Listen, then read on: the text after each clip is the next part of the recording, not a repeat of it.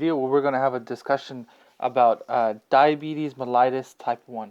So as always, let's go on with a definition. So diabetes mellitus is generally described as a destruction of the islet cells, which eventually leads to a decrease in insulin. And of course, you know, the islet cells, you have over 1 million of them. And so it takes time for this destruction of insulin to occur. And so generally these patients won't present till about 7-8 years old in their life, and sometimes even later, up to 14 years old. So generally when you're thinking of diabetes mellitus, think of something is happening to the islet cells, which is causing destruction, eventually causing a drop in insulin. And so let's continue with looking at the physiology of insulin secretion and synthesis. And so what we'll do is we will first begin by looking at the anatomy of a single islet cells of Langerhans. So as already described earlier, we have 1 million of them, and the way they look is they're kind of like this round structure, and you have this inner core of cells, and these cells that are inside the middle are called the beta cells, and the beta cells are the cells that secrete insulin, which is what we're looking at today. So these are the cells that actually get destroyed in diabetes mellitus type 1. And then around these cells, I'm drawing in purple here, we have another type of cells known as the alpha cells, and these alpha cells secrete glucagon. Okay, and just for the sake of completion, this isn't really involved too much with what we're discussing here, but you do have two other types of cells, which I'm drawing in orange and brown. One of them being the delta cell, which is secretes somatostatin, and the other one is going to be the PP cell, which secretes pancreatic polypeptide. And those, I mean, if you want to look them up, you can go ahead, but it's not really pertinent to our discussion today. So let's go ahead, and what we'll do is, so again, like I mentioned, beta cells is what we're focusing on. So what I'm going to do is I'm going to draw an enlarged beta cell here. So this is a beta cell, and there is one channel here which is known as the GLUT2 channel. This is a glucose transporter, and so this GLUT2 channel is specifically found in pancreatic beta cells. So this is very specific to pancreatic beta cells, as well as other different types of cells, but it's like liver. So what this GLUT2 does, this GLUT2 transporter, it goes ahead and transports glucose inside the cell. And once the glucose goes inside the cell, it gets acted upon by an enzyme called glucokinase. And again, this glucokinase is similar to hexokinase. But again, the only difference is glucokinase is specifically found in pancreatic cells, and it's also found in liver cells. And this glucokinase eventually will start the process of glycolysis, and eventually you'll get production of ATP. So what does this ATP do? Well, we have another channel here called the potassium ATP channel, and this potassium ATP channel pumps potassium into the cell. And once you have a lot of ATP, it inhibits the potassium 2 channel. The potassium ATP channel, sorry. So once you have an inhibition of the potassium ATP channel, there's another channel called calcium channels. These calcium channels rush in, and we have these vesicles here. So you see I drew 4 vesicles. These calcium channels activate the vesicles. And what's located in these vesicles? Well, we have tons and tons of insulin along with its C-peptide.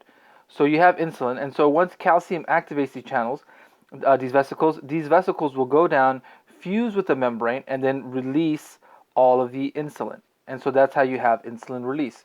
And a quick connection to pharmacology, oral sulfonylureas and repaglinide, they actually go ahead and block this potassium ATP channel. So by blocking this potassium ATP channel, you get secretion of insulin. And so that's why these are known as insulin secretagogues, because they will eventually cause this process to occur. So that's kind of a little bit about the release. What I also want to discuss is the synthesis of insulin, because this is also an interesting process. So when I'm talking about the synthesis, I'm going to first talk about the centerpiece, which is known as the C. This is called the C peptide. Okay, and then on flanking each side, we have the B peptide and the A peptide. So A here, B there. Okay, and also flanking those two, we have a pre-peptide and a post-peptide.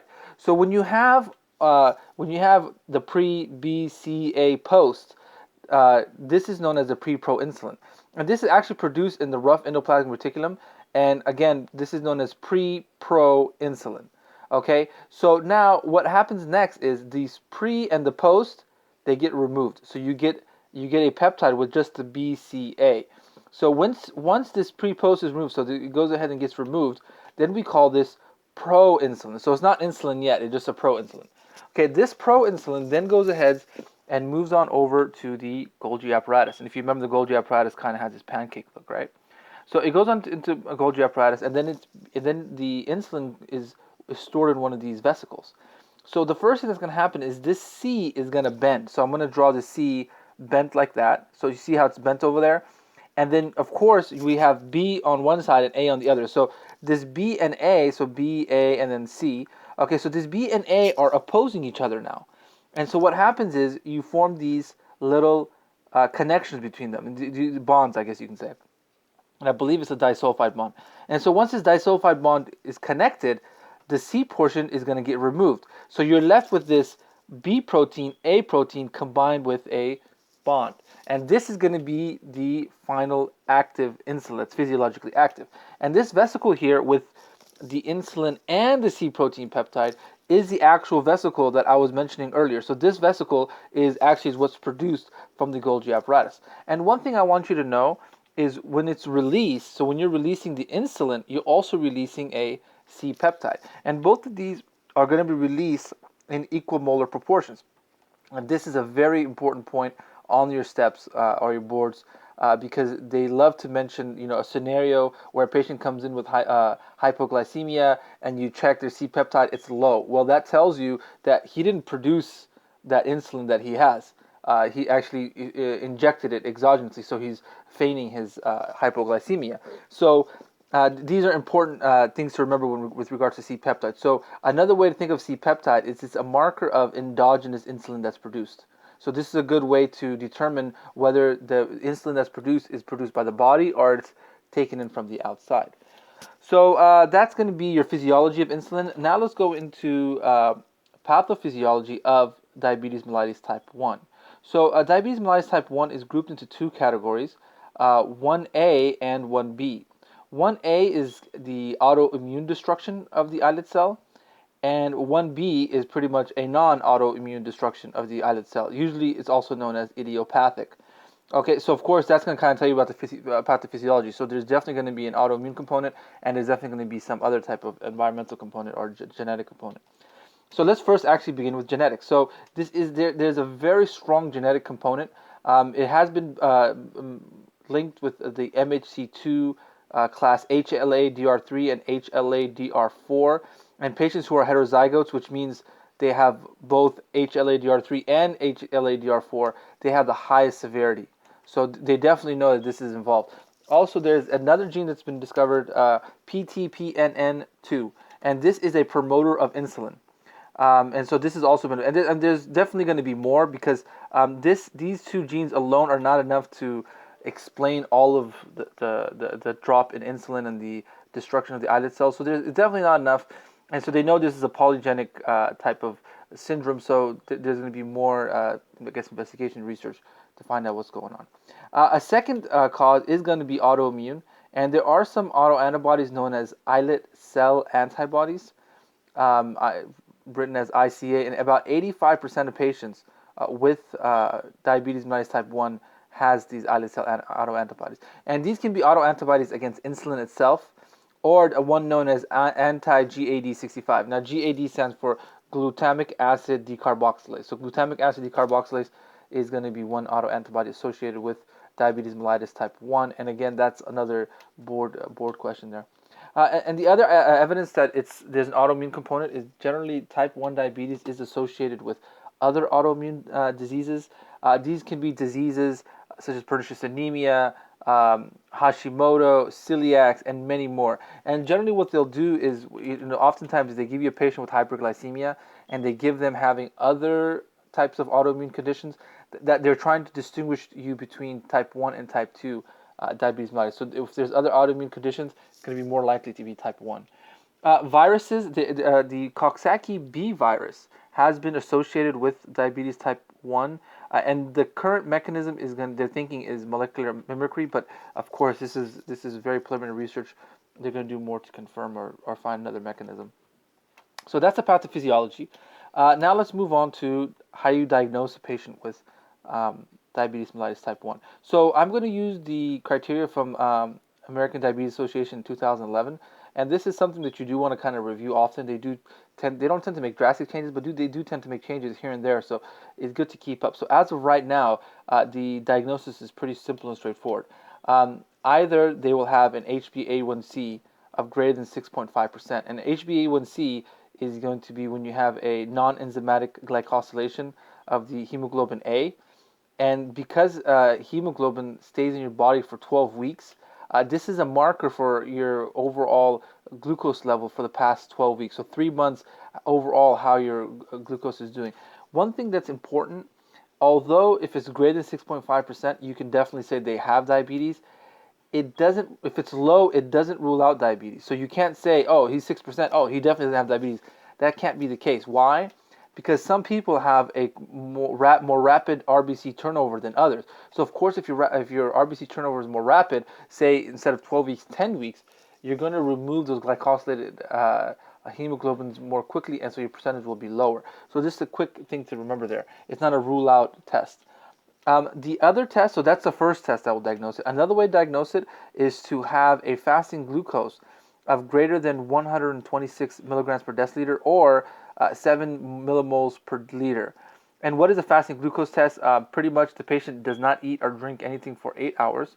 So usually, because 8 hours is difficult during the day, as soon as they wake up, because overnight you were fasting, and then you just check their glucose. So again, if it's greater than 7.0 or 126, this patient is diagnosed as having diabetes. The other one is going to be the oral glucose tolerance test. This is the most sensitive test.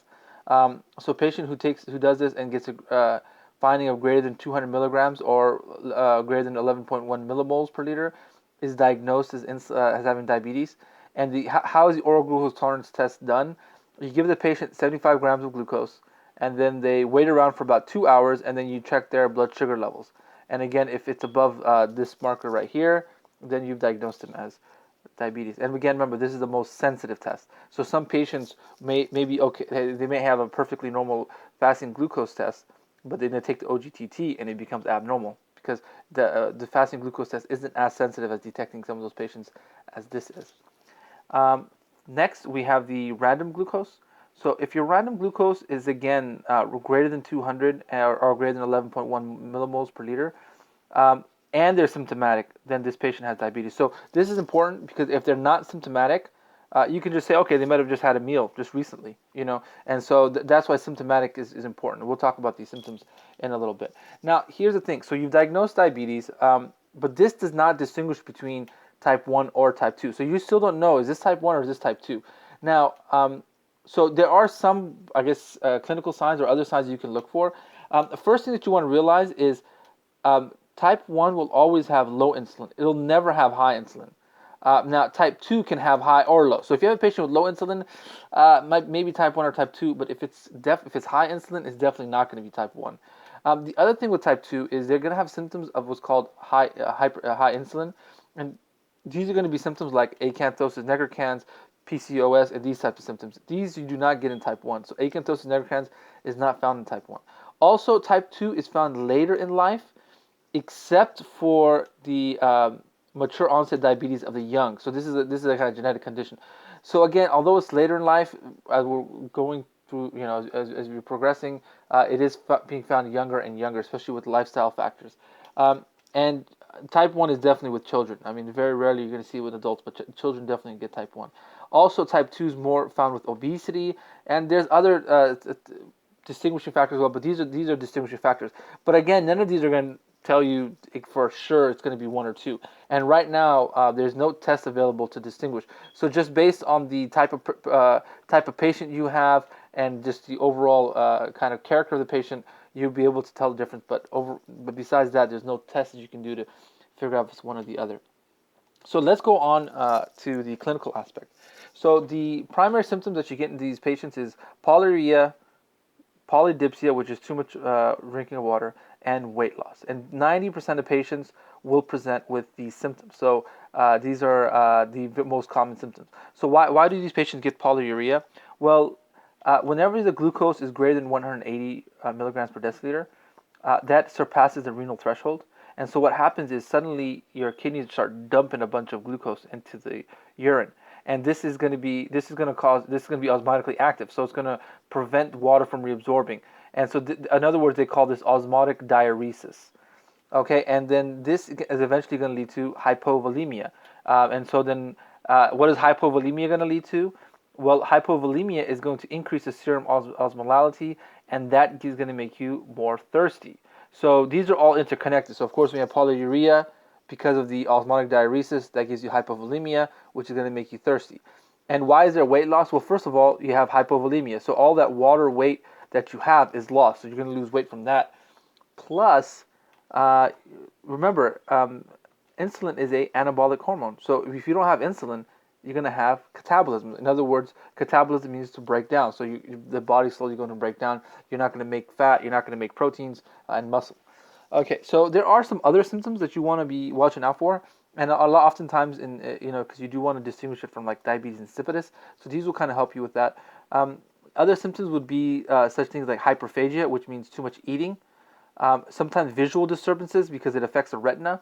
And oftentimes, the presenting symptom can be perianal candidiasis. So why is that? One thing to always remember is diabetes is patients who are diabetic are considered immunosuppressed. So your immune is low. So that's why they tend to get these types of candidiasis and those. Okay, another presenting symptom can be full-blown diabetic ketoacidosis. So of course, diabetic ketoacidosis is a more detailed discussion that I'll probably make another video on. But just in general, it's pretty similar to the classic presentation. You get polyuria, polydipsia. However, it's way more severe. And on top of that, you get some fruity breath and definitely some neurological symptoms. So when you get that situation, and abdominal pain, and there's other things like that, when you get that scenario, you're getting a patient who's maybe undiagnosed with diabetes mellitus type 1, or is diagnosed but they're just not managing their symptoms or their glucose well. Okay, so beyond that, let's go on to now different complications. So the three primary complications you want to look for is, first of all, nephropathy, which presents usually as microalbuminuria, retinopathy, which you need a ophthalmologic exam to detect it, and neuropathy. And this neuropathy can be peripheral, so they can just have decreased sensations in the peripheries, or it could be autonomic, so they can have orthostatic hypotension or gastroparesis. And these are all these three conditions are due to the microvascular abnormalities that tend to develop when patients are not managing their glucose levels well. A symptom of diabetes type 1 is something known as necrobiosis lipoidica. And so necrobiosis lipoidica, it occurs on the shin, and you get this type of generalized type of ulcer, so a large ulcer with these yellow kind of craters. And so this, I actually didn't look into the pathogenesis of that. I don't know if it's known, but it looks pretty startling. So this is a sign of diabetes mellitus type 1. And finally, another kind of chronic complication is going to be these patients are increased risk of atherosclerosis, and this is known as macrovascular complication, whereas these three here are known as microvascular complications. So that's kind of the clinical aspect there. Let's go on and move into how you manage a patient with diabetes mellitus type 1. So management centers around three different aspects. First of all, in diabetes mellitus type 1, you want to initiate insulin therapy to keep their glucose under control. You want to initiate a good nutrition and exercise for these patients, and you want to routinely screen and monitor for the development of any complications that we've discussed earlier, the nephropathy, retinopathy, and the neuropathy, as well as atherosclerosis. So let's first start our discussion with insulin therapy. So again, our goal with these patients is to have an HbA1c level less than 7%. So if they're less than 7%, that's pretty good. Sometimes you don't mind going up to 8%, and these will generally be with elderly patients. They have a little bit more difficulty trying to keep that blood sugar level down, and if you push them with more insulin, that might cause other complications.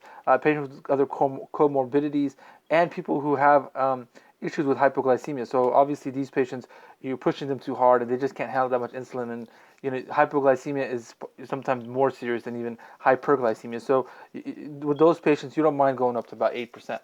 So let's talk about the different types of insulin that's available. Well, we have the fast-acting insulin. And these insulin is just like regular insulin, except they've kind of swapped around different amino acids. So in the first one, aspart, they've swapped a proline. So they took one of the prolines and then switched them with an aspartate. And that's going to be on the B protein at the 28th position. And this decreases the hexamer that's formed. And when you decrease the hexamer that's formed, they tend to act more faster. That's what is called fast acting. You also have other ones in this group, which is known as lispro and glulisine. Intermediate acting insulins. The intermediate acting insulin is going to be your regular insulin, so the synthetic form of the endogenous insulin that we produce without the C peptide. And then we also have NPH, so this is the other one that's intermediate. So these are going to work about how your body normally has intended it to work, in other words. Then we have the long-acting insulins. And these, again, they've done the similar thing with the fast-acting insulins. They've swapped around different peptides, different amino acids, to get an increase in duration rather than the other way around. So the first one is going to be glargine.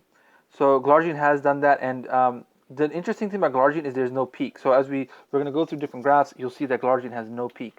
Detamers is interesting. They've made it able to last longer because they bind to albumin. And so since it binds to albumin, that the proportion of the drug that's bound to albumin kind of acts like a backup reservoir, and so you're able to extend the length that the insulin is working. And Detamers, you can take it 2 times daily, and that'll give you full day coverage. And glargine, you can take it 1 time daily, and that'll be enough for full day coverage. A new one that just came out, Degludic, it's going to last more than 40 hours. So again, this is kind of a one-time, once a day type of thing here. Okay, so now let's talk about. Now what I want to do is I want to draw a graph, and on this graph, on the bottom is going to be the hours, and then on the y-axis, we're going to talk about the insulin levels over time. And so on the bottom, I'm going to draw it up to 24 hours. So this is going to be a full day. And so what we're going to do is we're going to draw in the length, the peaks, and the onset of action and everything for each one of these drugs. So first, let's do the regular insulin, because that's what we're going to base everything up on. So regular insulin kind of goes up. It peaks at about 4 hours, and then it finally drops off at 8 hours. And so this is going to be your regular insulin. So you can get about 8 hours of work there. Then let's talk about NPH. So NPH has a little bit slower onset of action, but it lasts longer as well. So it can last all the way up to about 18 hours. And it peaks a little bit later than regular insulin, right around 6 to 8 hours. So that's going to be your NPH. So those are your intermediate acting. Let's talk about the fast acting. So the fast acting, they will peak within 45 minutes to an hour, and then they usually settle down within 4 hours. So you can see this is very rapid. Within the hour, you can start getting peak levels of insulin. And then we have Detamers. So Detamers, so this is going to be your, let me just label it, aspart, lispro, and glulisine, the fast acting. So Detamers kind of peaks at 4 hours, and it continues to go straight, and then at 22 hours it dips down. And finally with glargine, that's Detamers, and then glargine, you see how there's no peak? It just kind of, it's like a plateau. And you can see the glargine levels are less than Detamers levels. So the levels don't tend to go too high either. And that's going to be your glargine. So, and this graph here is important. There are definitely going to be questions where you got to, they'll give you a scenario of which drug is being taken. You got to figure out which line in the graph is the drug that they're talking about. So this is definitely worth memorizing. Now again, besides the actual insulin type that you're using, there are other factors that play a role in how long the drug peaks and lasts. So the site is very important, in other words. So the more fat you have, the decrease the rate of absorption that the patient will have as well. And you can actually use this to your advantage because, for example, if pre-meal, it's actually better to put it in your abdomen. And of course, I know what you're thinking, what if the patient has a very big abdomen? Remember, usually when it comes to obesity, it's not subcutaneous fat, that's more of the omentum. So that's why abdomen does not have that much subcutaneous fat. And then, so if you want a pre-meal, give it to them in the abdomen, then that way it'll absorb quickly, and then it'll be there by the time they finish their meal. The insulin levels will be up by the time they finish their meal. And then maybe in the evening, you want to give it in the leg or the buttock, which has a lot of subcutaneous fat. And then that way it can last them through the whole night, the whole 8 hours or 10 hours that the individual is sleeping.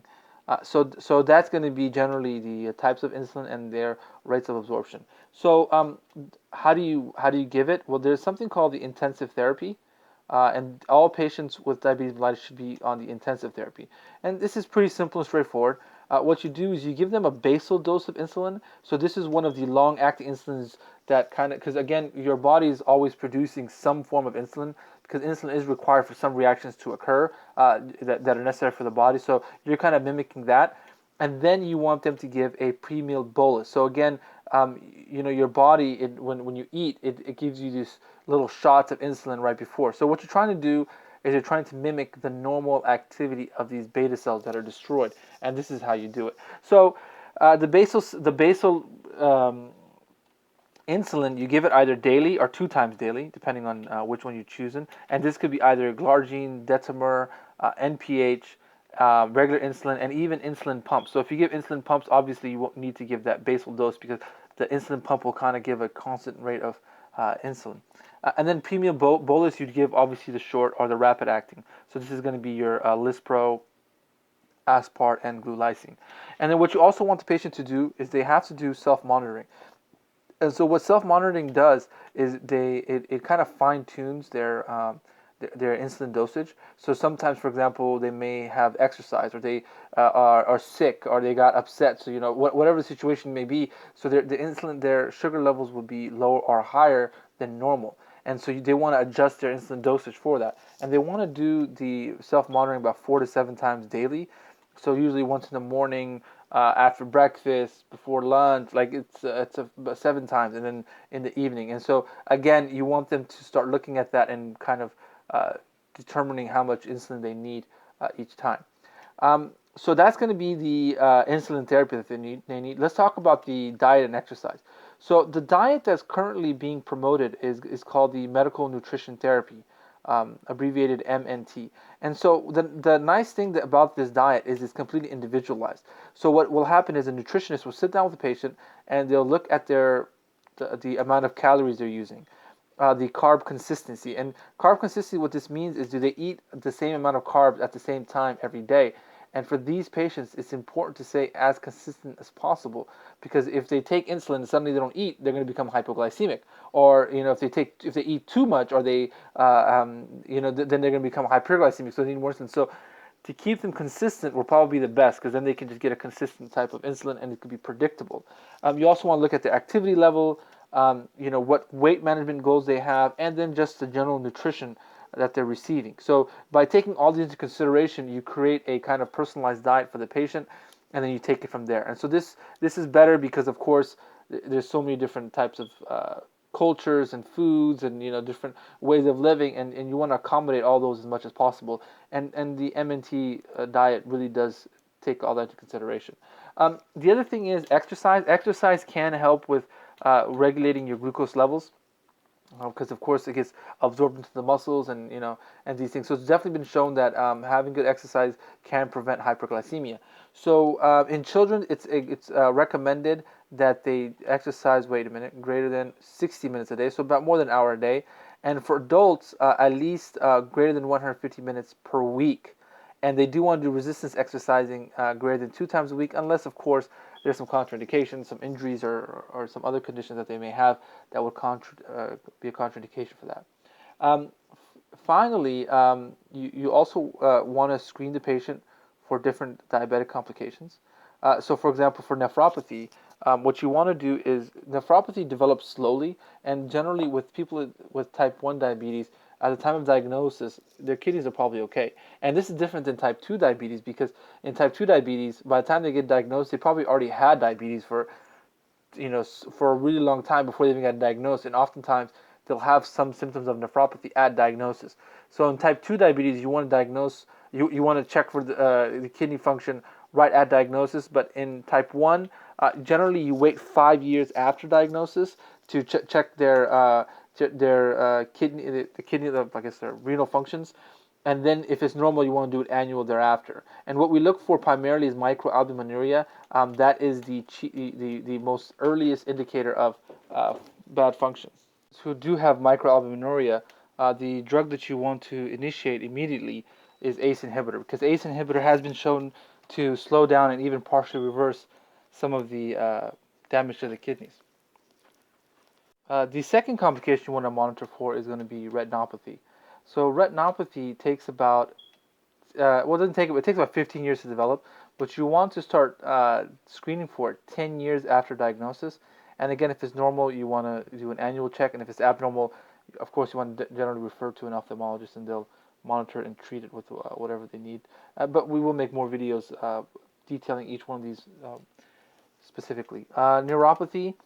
In neuropathy, you do want to start checking for sensation in the peripheral sensation, because they kind of get that stock and glove type of loss of sensation, and you generally do this with a 10-gram monofilament. And also, remember, they get peripheral neuropathy, but they also get autonomic neuropathy, and this oftentimes presents as postural hypotension. So this just means when they stand up, they suddenly, lose, they can't constrict their blood arterioles, and then they fall down. And then, so these three, again, nephropathy, retinopathy, neuropathy, there's much more to talk about, pathogenesis and the treatment and the management, and I'll make separate videos for each one of those, and I'll probably put up the link soon enough. Also, you want to monitor the patient's lipid profile. Patients who do have diabetes are at increased risk of cardiovascular diseases, and so you want to start looking at the lipid profile at 10 years of age. So as soon as they turn 10 years old, take a quick look at their lipid levels, and if it's normal, check them every 3 to 5 years. And then if it's ever greater than 160, the LDL, then you want to start initiating statins. Statins are really helpful in preventing further damage to the vessels, and then in causing possible cardiovascular diseases. Okay, so this was the discussion on diabetes mellitus type 1. Hope you guys all enjoyed it. See you guys in a future video. See you later. Bye.